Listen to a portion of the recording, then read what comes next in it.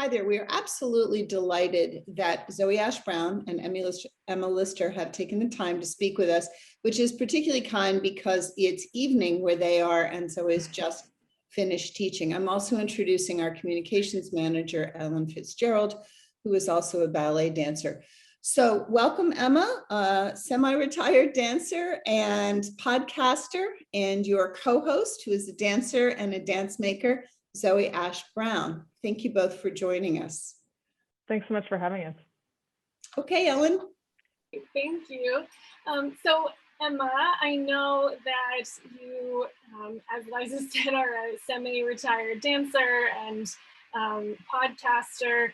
Can you just talk a little bit about your background and how you ended up kind of where you are today? Sure. So I grew up and I trained to be a classical ballet dancer in Canada. I went to the National Ballet School of Canada and the Royal Winnipeg Ballet School. And, you know, I went away when I was about 9 and I graduated when I was 18. I then did a further year of like an apprenticeship there. And then I moved to the UK in 2000, back when it was part of Europe.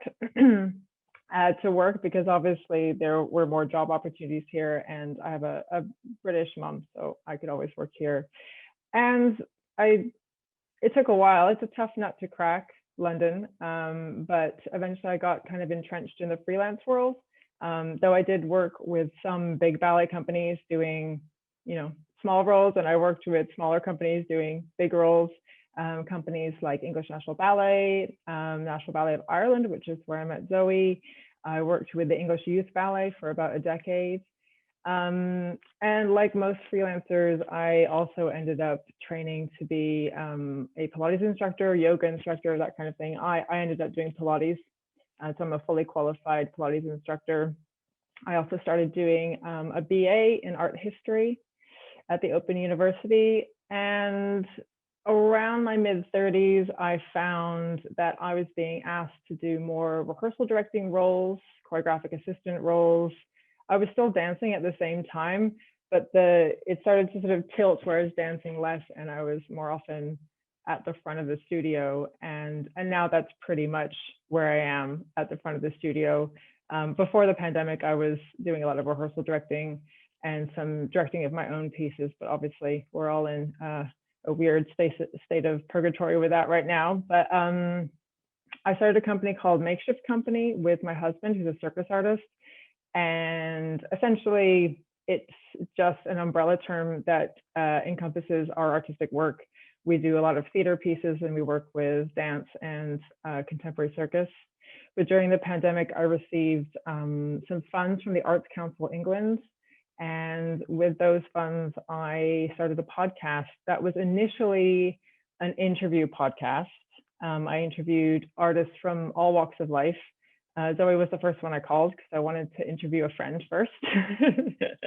It's weird having someone else ask me the question. So anyway, and I then actually applied for more money from the Arts Council, specifically for a mini series about ballet. And I think I had been slightly avoiding honing in on ballet. I was really trying to talk to lots of different artists because my interests are very varied. But like a lot of people during the pandemic, I think I started feeling a bit more self-reflective. And I made a podcast series called Ballet for the 21st Century, which had several episodes. And certainly the one that's garnered the most attention has been the one about mental health and the classically trained dancer, which for which Zoe was my co-host.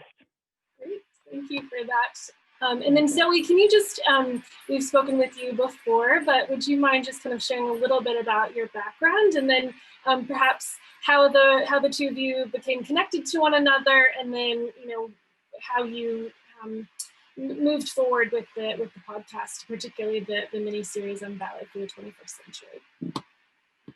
Sure. Well, I come from Ireland, Dublin specifically, and I trained locally as a young dancer, and then I moved to London in 2007 and completed my professional training at English National Ballet School. And then from there, I danced with the National Ballet of Ireland. And I also started to freelance in London. And that was where I connected with Emma. I think we first met actually in 2010 in like an open class, maybe. But I don't even know if we spoke. I just remember seeing you actually in the studio. And then I moved to Germany with my partner after that. And then I ended up at the Royal Ballet of Flanders now, where I'm at in Antwerp, Belgium. So I'm a dancer primarily, but I also choreograph, and I started choreographing in 2014. And I've been very lucky to have my work financially supported by Arts Council Ireland and also Dance Ireland in Dublin. So I'm very lucky that I can make as well as perform, and that my work is being constantly informed by my dance practice. So that's great. During the first lockdown, Emma approached me and said that she had received some funds from Arts Council England and that she was going to make a podcast series. And like Emma said, she was going to focus on kind of all spectrums of artists. So it was, I was the choreographer, there was also a mime artist and a circus performer, and it was really, really varied. And it was a light, fluid discussion about my dance practice and what I did, my inspirations, impulses, aspirations.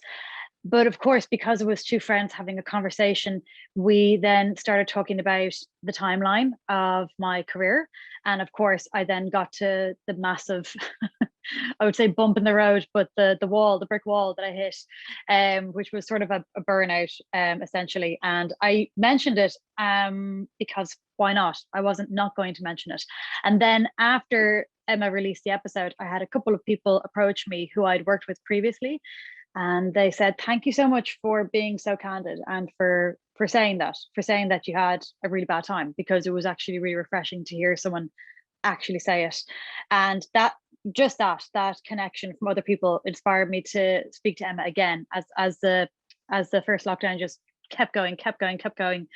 We were reflecting, like Emma said, and I thought, okay, maybe we should actually speak about it, but really crunch some data and talk about that rather than just kind of a philosophical discussion about my feelings, because I could definitely do that, but I don't think it would be so helpful. So I approached Emma because Emma, unlike me, she does things with so much care, but there is so much consideration and kind of a logical mind coming towards something that's very, very sensitive and involves everyone as well. So yeah. So I'm going to take over a little bit and ask about, obviously your podcast has a devoted following. Let's talk just a little bit about who listens, where they're from, and then Emma, I'd love you to talk a little bit about the survey. Well, initially the podcast was really drawing art lovers and probably artists, and frankly, my mom and my dad, because when you start a podcast, it's literally grassroots. When I started honing in on ballet, it did explode a little bit more, I have to say. And I think there was a tacit need to talk about a lot of these things. I think that people like Zoe, who are still dancing and employed by companies who are willing to speak candidly, is priceless. And people really, really responded to that. So on the episode, we also called on Zoe's colleague, Shelby Williams, AKA Biscuit Ballerina, and two former friend of DDP, as well as two former colleagues of ours. And we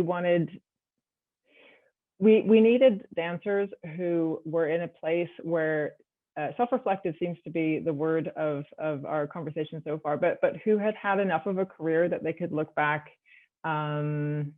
with a critical eye to how they were trained and their professional career. We took care that myself and one of my colleagues, Alex, we're a different generation from Shelby, Barry, the other dancer, and Zoe. Were probably about 10 years apart. And it was really remarkable how many experiences we shared.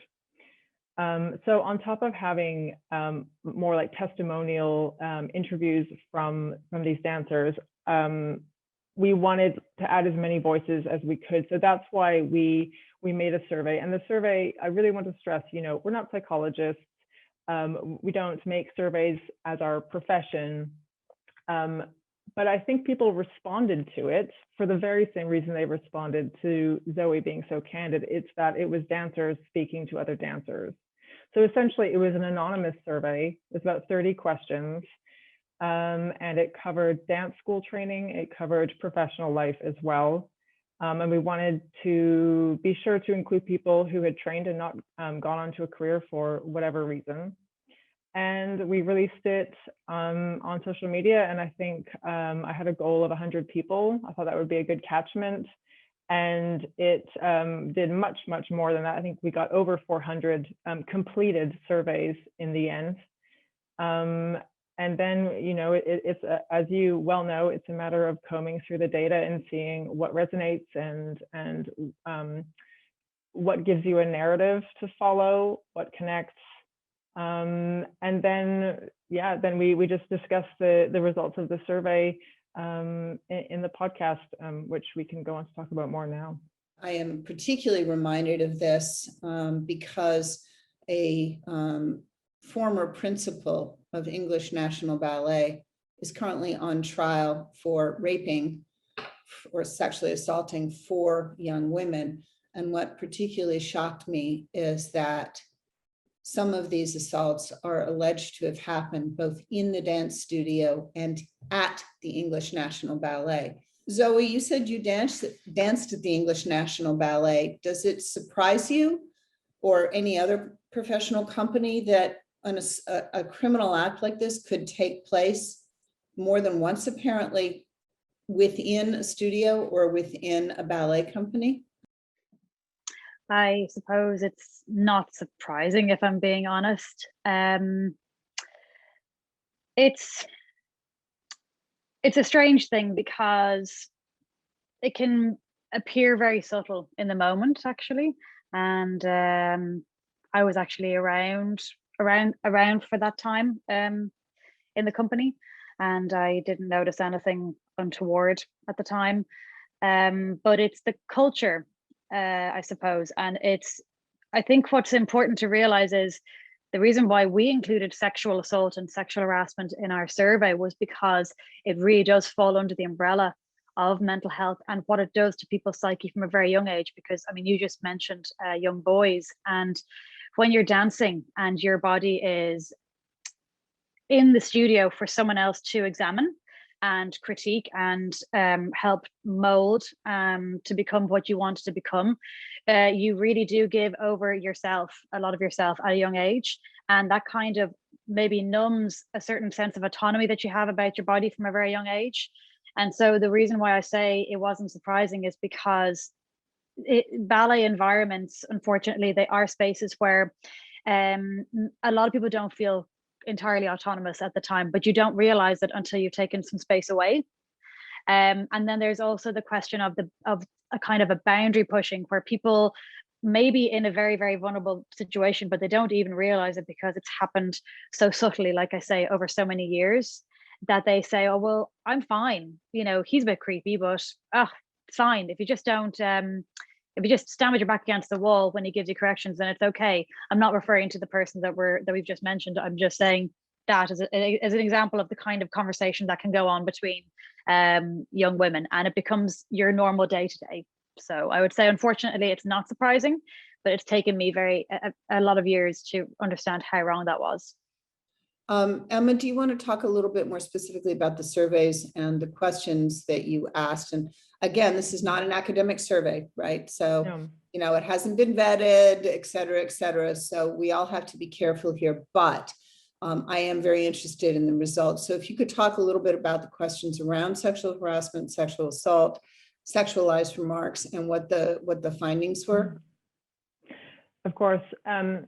We always wanted the survey to basically give us strong talking points. We wanted to see where the hotspots were, essentially, because I think, as we said at the beginning, if we just went on what Zoe and I's experiences are, that's quite a narrow scope.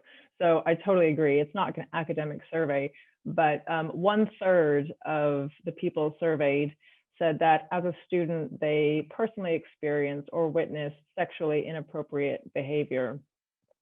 So that's 1/3 of all the children in specifically vocational ballet schools. That is what we were covering. Again, we tried to narrow it down as much as we could. So institutions that are training, quote, elite ballet dancers, 1/3.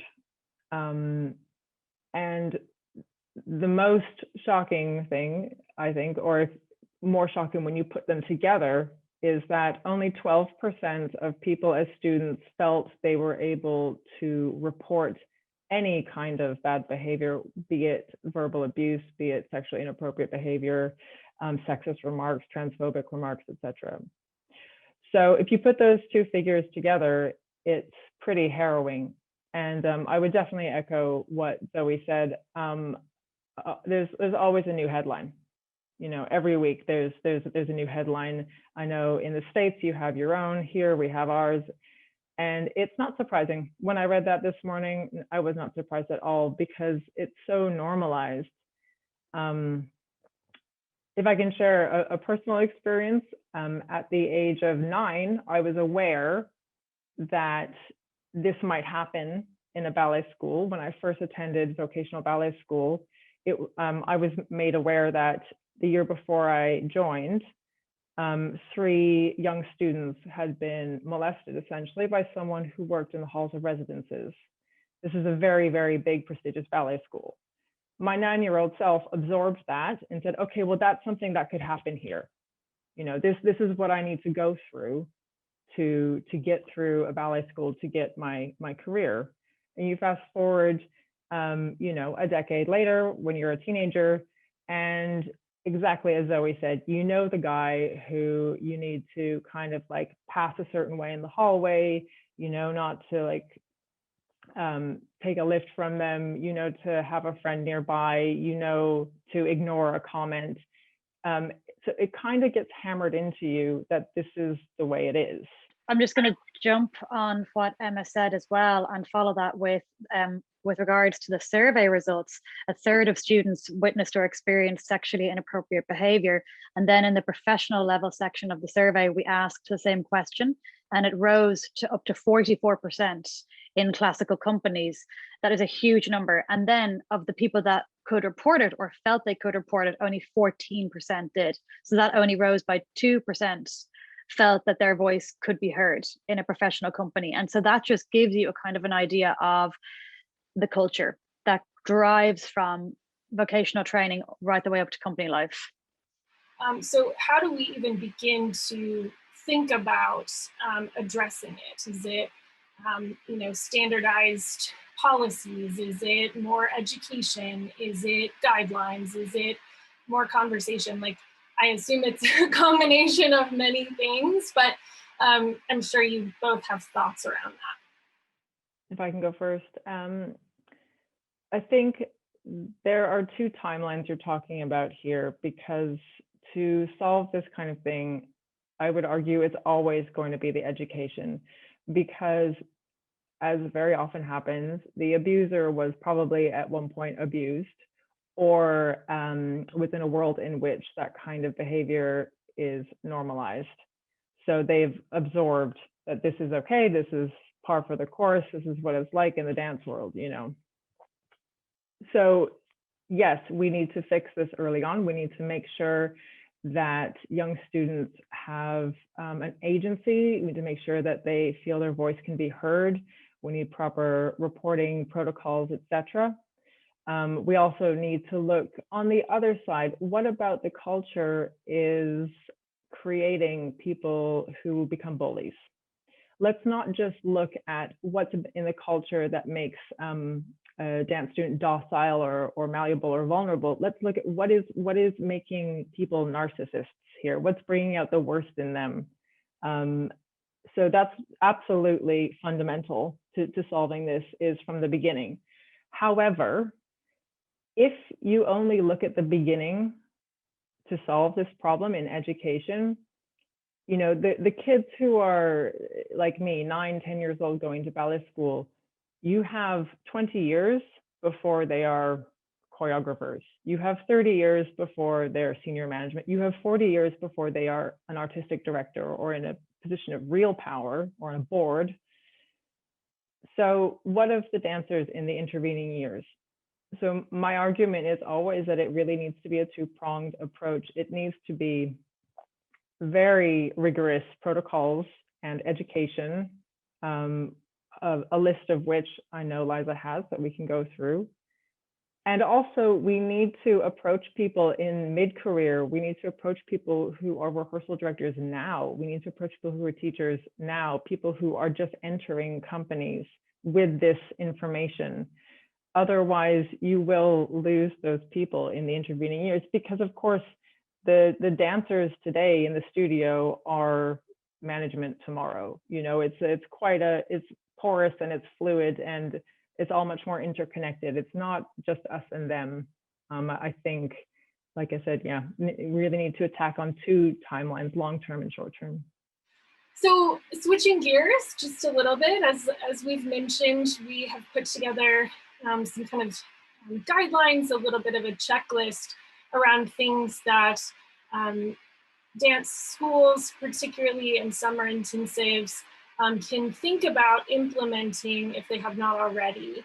And one of the things that I was sort of shocked to find was that online, there is not a lot of information from various ballet schools around their safety protocols.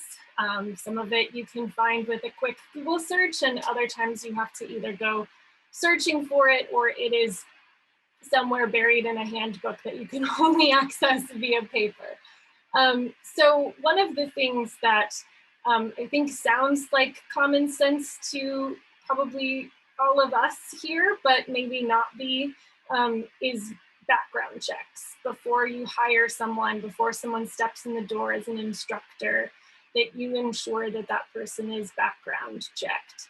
And I wonder if you've heard of, you know, is that a common practice that you've heard about? Is that something that more schools are implementing, or do you think that that's something that, you know, needs to be more widely communicated across academies and schools? I think that it's not yet common practice, and I'm basing that on the fact that I have quite a few students that are now going to vocational schools in England and also mainland Europe, and I'm looking at the biographies of the teachers, and again, it seems to be, and I don't have data for this, this is purely on my own research for my students, that people are having illustrious careers and segueing into teaching straight afterwards. And it is also the common practice for artistic directors in ballet companies also. They may have done 17 pirouettes on demand for 20 years, and that seems to be the qualification to be a director. So that culture still needs to shift. And I think based on being in the dance world and being in the professional and also having a toe in the water of the educational, I still think that the focus is primarily on what has the teacher done? Where have they danced with? Who have they danced with? Who do they know? Are they connected? Can they help the school elevate status? And that's definitely the kind of primary concern still. That definitely needs to shift, like you say. Yeah, when we were doing the podcast, I looked a little bit at that as well. And I mean, across the board in companies, I think I would absolutely agree with Zoe. When you're working in professional situations, having an illustrious career, you know, basically is a shoe-in for any level of management. I found with UK schools, in the big schools that I was looking at, if we're talking specifically about vocational conservatory training, most people had some kind of a teaching qualification. Now, whether or not they're doing a CRB check, a Criminal Records Bureau check, I don't have information about that, but it's kind of a no-brainer, isn't it? What we're finding when we do our research, Alan referred to it, is we don't even know who the faculty is for a lot of these summer intensives. And sometimes you don't know until 2 or 3 days beforehand. So, you know, background checks may not do everything because there are a lot of people pass through that have never been formally charged. But what really strikes me is if somebody is flying in and doing a Tuesday through a Sunday or a Thursday through a Monday, they may not have had any orientation.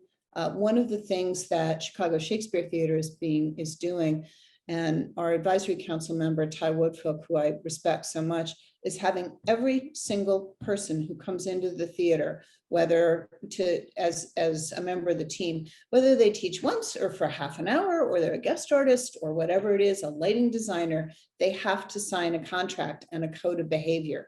And they literally, we talked this through, they literally have to initial every single thing. So there can be no misunderstanding about what will be tolerated and what won't be tolerated. I feel as if that is, I think some of the ballet schools are starting to be a little bit more explicit about that, but either one of you have any experience around that, teachers being required to sign on to a code of conduct?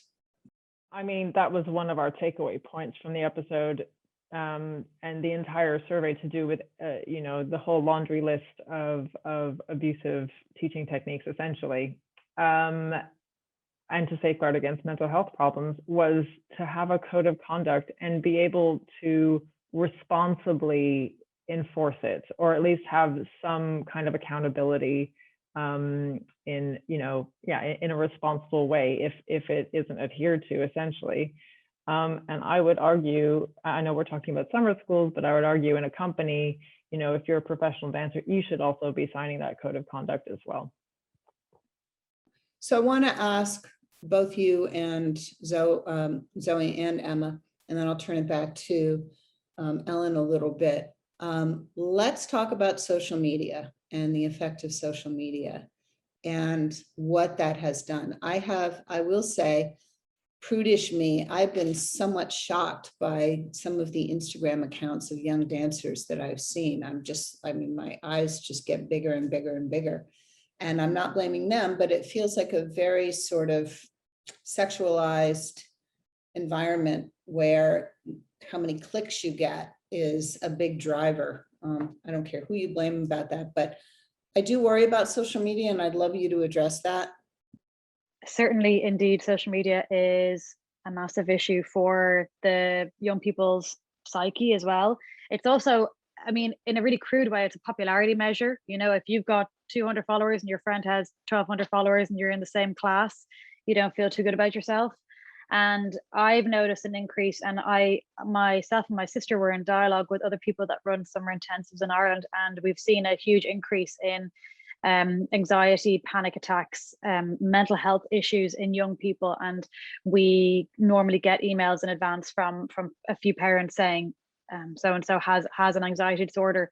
Back in 2009, when we started, that would have been completely unheard of. No one would have, maybe it's also the case of maybe people didn't have the vocabulary for it to describe, you know, they might have just said something like, my child's a bit nervous, but there does seem to be an increase. And it's also, what's also a little concerning is how self-aware the younger generation seem to be, but also how vulnerable. It works in tandem, that they are so self-aware, but they're not yet adults, and it's almost like they're trying to possess something that is beyond their years, and that's frightening.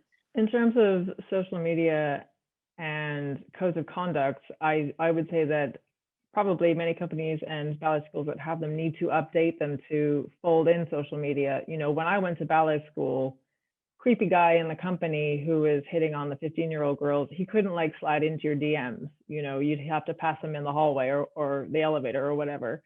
Now it's a completely different story. And I don't think I even knew what grooming was like 5 years ago. It seems to have, I know it existed, but it seems to have really exploded into our consciousness with the readily available ways in which people can access, groom, communicate, flirt online.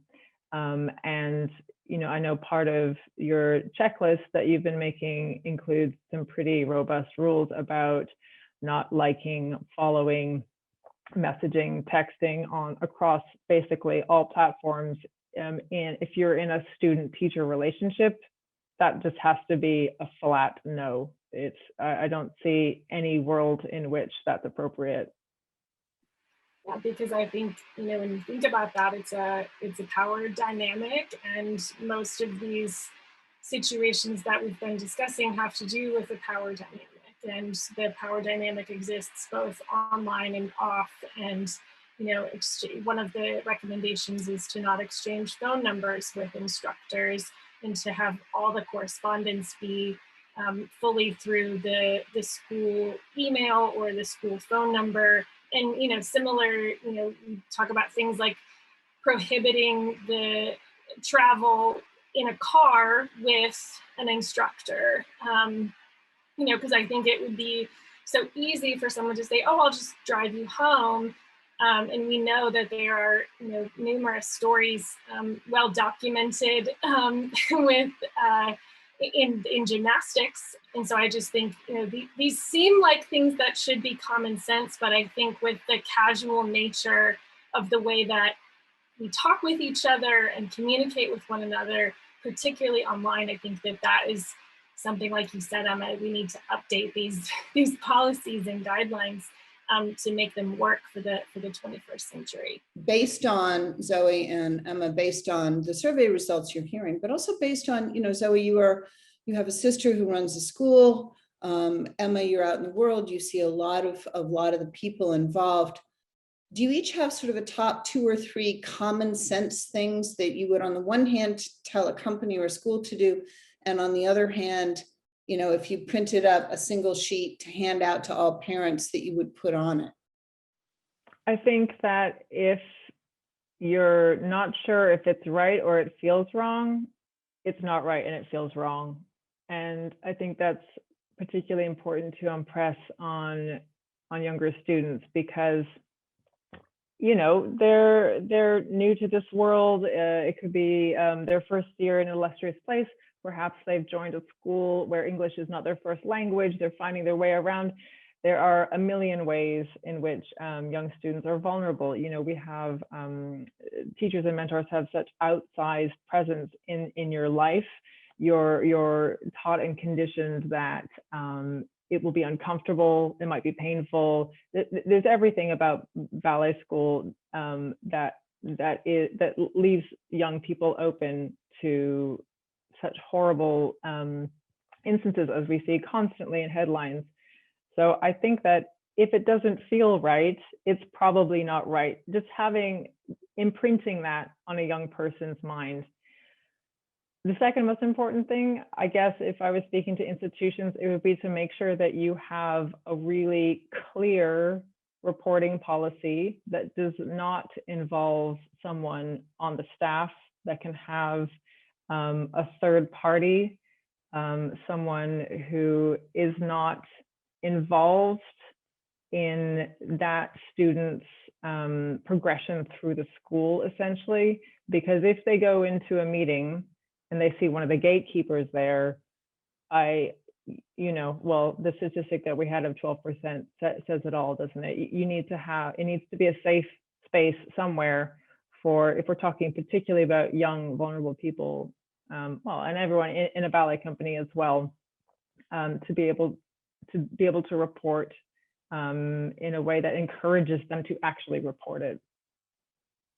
I suppose my bit of advice would be for people that are maybe mid-career and teaching like myself, and they want to go by their own healthy code of conduct, because like Liza mentioned, summer schools, they can be a little bit of a Wild West, and it really is. Your own principles will guide how you execute and carry out your summer intensive, because I speak about my sister and I and what we do, and no one is asking us to do this. We are doing this to safeguard our students, our teachers, and ourselves. So yeah, what we do, and I would recommend it for anyone that wants to go into teaching and are already carrying out master classes or anything like this. We have a consent form for our students, and in it we include, are you okay? Because we get a professional photographer in to take photos for our website update and for our social media website updates and everything like that. And we say, are you okay with having your picture taken? If you're not, it's absolutely fine. We talk to our photographer, do not photograph those students there, and I'm comfortable with it. There's also physical corrections. If a child does not want any physical corrections, then we allow them to have the space to say, I don't feel comfortable with that. And then we go through with all the faculty members that come in and say, very subtly, not to point out any of the students because that's also unfair, but just everyone's boundaries are different, everyone's backgrounds are different, and we trust our teachers to do their job properly because everyone's background checked. But every student, like Emma says, if it doesn't feel good, you know, but people are different. And if some children, they develop at different times, and if they don't want physical corrections when they're 14, they don't need physical corrections. So it's also this thing of giving a little bit of license and agency back to your students, I think, will be my advice. We are going to delve a lot more deeply into this when we unpack the rest of your extraordinary survey. To sort of round this up, Dance Data Project has looked at sports. We've looked at globally. We've looked at what's going on in the United States. Dance USA, with the input of NDEO, is coming up with new guidelines. But we didn't want to wait because, and as we've seen, these incidents are continuing to happen every single day. So I think we've tried to put in one place a lot of the stories, a lot of what other industries or sports or theater is doing. And we're also going to be putting some graphics up from your survey and the findings around it. So thank you both very, very much. A tough topic. I do think that maybe I'm ridiculously optimistic, but I think this can be dealt with. I think just talking about it, and we'll go into in part 2, giving agency back to young dancers and how to do that and what the consequences are of teaching in the culture as they are now. I do think it can be, I think there can be a sea change. To Zoe's point, I think a lot of it is awareness on the dancer side, and empowering parents, empowering students. So we will look forward to part 2. Thank you both so much for really, frankly, groundbreaking work. And the fact that so many people responded, I think tells you the need for more work in this area. Thanks so much for starting the conversation. Okay, thank you. you.